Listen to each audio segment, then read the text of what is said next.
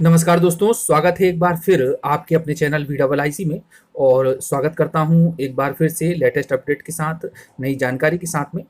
दोस्तों, जिन्होंने भी सब्सक्राइब नहीं किया है तो लगातार लेटेस्ट अपडेट आ रही हैं, नई नई जानकारियां आ रही हैं। चैनल को सब्सक्राइब करते चलें, शेयर भी करते वीडियो को, और पसंद आता है तो लाइक करें। दोस्तों, मैंने आप लोगों को इसके पहले की वीडियो में बताया था कि एलाइड सब्जेक्ट वालों का वेरिफिकेशन स्टार्ट हो गया है। और इस वेरिफिकेशन के पीछे जो महत्वपूर्ण कारण रहा है जो विशेषज्ञ समिति गठित की गई थी इससे रिलेटेड, उसकी रिपोर्ट, और साथ में ही इंदर सिंह परमार जी जो कि शिक्षा मंत्री हैं विभाग के, तो उनके द्वारा ट्वीट करके पूरी जानकारी दी गई थी, जिसमें एलाइड सब्जेक्ट्स के बारे में, डिग्री के केस के बारे में, फाउंडेशन कोर्स के इंग्लिश सब्जेक्ट के बारे में, इत्यादि इत्यादि से रिलेटेड जो भी रिजल्ट निकल करके आया है और जो भी डिसीजन लिया गया है विशेषज्ञ समिति ने, उसके आधार पर इंप्लीमेंटेशन किया जाना है।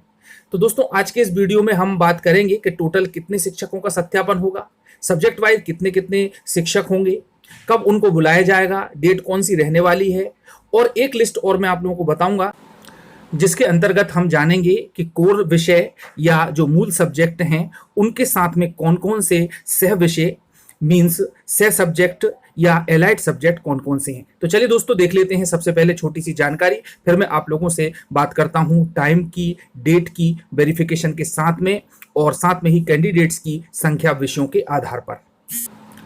देखिए दोस्तों, प्रमुखता से खबर को छापा गया है और इसमें है कि मध्य प्रदेश शिक्षक भर्ती डॉक्यूमेंट वेरिफिकेशन हेतु वेटिंग लिस्ट।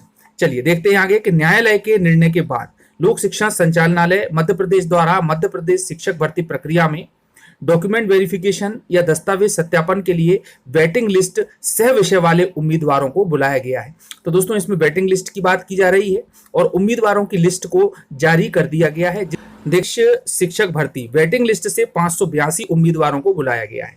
तो लोक शिक्षण संचालनालय द्वारा पत्र क्रमांक इतना और दिनांक 4 मई 2022 के अनुसार स्कूल शिक्षा विभाग लोक शिक्षण संचालनालय द्वारा जारी आदेश क्रमांक 777 दिनांक 19/4/2022 के अनुक्रम में उच्च माध्यमिक शिक्षक की प्रावधिक चयन एवं प्रतीक्षा सूची में शामिल ऐसे उम्मीदवार जिन्होंने सह विषय से स्नातकोत्तर उपाधि अर्जित की, स्नातक उपाधि की विषय के परीक्षण के उपरांत आदेश में उल्लेखित पात्रता होने पर अभ्यर्थिता के संबंध में निर्णय लिया गया है। चलिए आगे देखते हैं एमपी एजुकेशन पोर्टल शिक्षक भर्ती वेटिंग लिस्ट।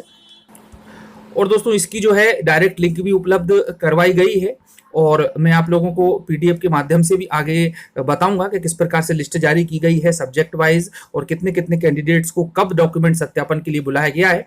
तो लोक शिक्षण संचालनालय द्वारा अभ्यर्थियों की लिस्ट जारी की गई।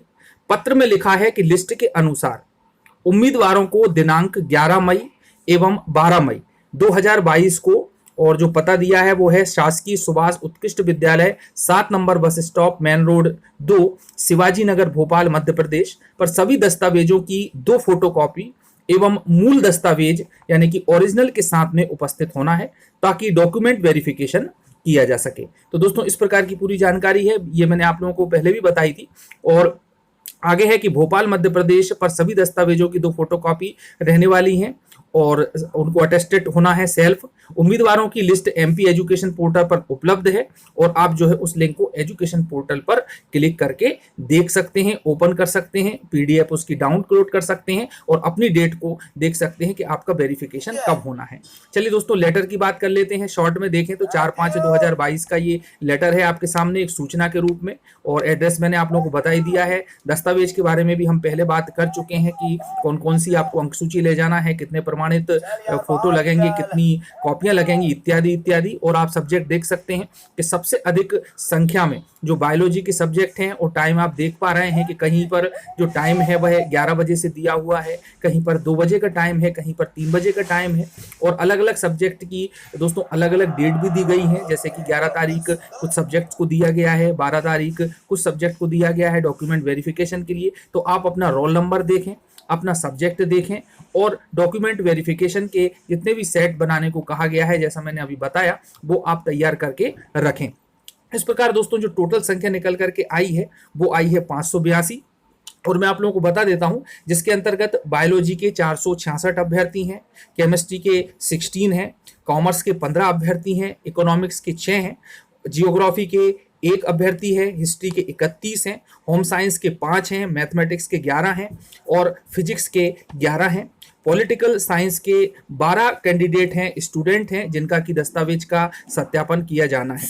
उसके बाद में सोशियोलॉजी या समाजशास्त्र की यदि हम बात करें तो वहां पर 3 कैंडिडेट हैं और एग्रीकल्चर के 4 कैंडिडेट हैं। तो दोस्तों इस प्रकार से यदि देखा जाए तो बायोलॉजी विषय में 466 अभ्यर्थी हैं, इनकी संख्या सबसे ज्यादा है, जिसके अंतर्गत बायोकेमिस्ट्री और बायोटेक्नोलॉजी इत्यादि इत्यादि आते हैं। इसके साथ ही टोटल संख्या है 582 जिनके दस्तावेजों का सत्यापन किया जाना है। तो दोस्तों आप लोग अच्छी तरह से इसकी डेट्स को देख लें और अच्छे तरह से डॉक्यूमेंट्स को तैयार कर लें, क्योंकि आप लोगों का वेरिफिकेशन होना है, पुनः वेरिफिकेशन है। पहले तो वेरिफिकेशन हो चुका है, लेकिन जो विशेषज्ञ समिति की रिपोर्ट आई है और न्यायालय ने जिस प्रकार से आदेश दिया था उसके आधार पर यह पूरी की पूरी लिस्ट जारी की गई है। और आप ये देख पा रहे हैं कंटिन्यू ये लिस्ट है, ये केमिस्ट्री लिखा हुआ है, इकोनॉमिक्स है, हिस्ट्री है ना, इत्यादि इत्यादि। तो दोस्तों जो सबसे अधिक संख्या जैसे मैंने बताई कि बायोलॉजी है और सबसे कम संख्या में जियोग्राफी का 1 है और सोशियोलॉजी के 3 है और एग्रीकल्चर के 4 अभ्यर्थी हैं और टोटल संख्या निकल करके आई है 582। चलिए दोस्तों अब हम बात कर लेते हैं लिस्ट की, जिसके अंतर्गत आप लोगों को एलाइड सब्जेक्ट के कोर विषय कौन कौन से हैं और उसके अंतर्गत कौन कौन से सब सब्जेक्ट आते हैं। तो देखें ये लिस्ट। देखिए दोस्तों आपके सामने लिस्ट है जिसमें कि लेफ्ट हैंड की तरफ जो कोर्स सब्जेक्ट है वो सभी लिखे हुए हैं और उससे संबंधित जो भी सह विषय हैं और जिस कोर्स सब्जेक्ट के अंतर्गत वो आते हैं वो सभी की लिस्ट आपके राइट हैंड की तरफ दी हुई है। तो आप देख लें कि आप का कोर्स सब्जेक्ट कौन सा है और सह विषय कौन सा है और वह सह विषय किस कोर्स सब्जेक्ट के अंतर्गत आता है। तो दोस्तों ये केवल एक जानकारी के लिए है, हालांकि जो एलाइड सब्जेक्ट वाले हैं वो अच्छी तरह से जानते हैं कि हमारा जो मूल विषय क्या रहने वाला है। और उसमें सबसे बड़ी शर्त ये रही है और सत्यापन भी इसी वजह से किया जा रहा है कि ये देखना है कि जो ग्रेजुएशन लेवल है उसमें उनका कोर सब्जेक्ट शामिल है या नहीं। यदि वह कोर सब्जेक्ट शामिल होता है और पीजी डिग्री पर या पीजी लेवल पर कोर सब्जेक्ट नहीं है और एलाइड सब्जेक्ट है तब तो उनको मान्य किया जाएगा। लेकिन डिग्री लेवल पर यदि माइक्रोबायोलॉजी है, बायोटेक्नोलॉजी है या अप्लाइड केमिस्ट्री है, अप्लाइड फिजिक्स है या अन्य सह सब्जेक्ट हैं, जबकि ये ग्रेजुएशन लेवल पर नहीं है तो उनको मान्य नहीं किया जाएगा, जैसा कि विशेषज्ञ समिति ने बताया। तो दोस्तों ये एक जानकारी थी। मिलते हैं फिर से अगली वीडियो में। धन्यवाद। जय हिंद।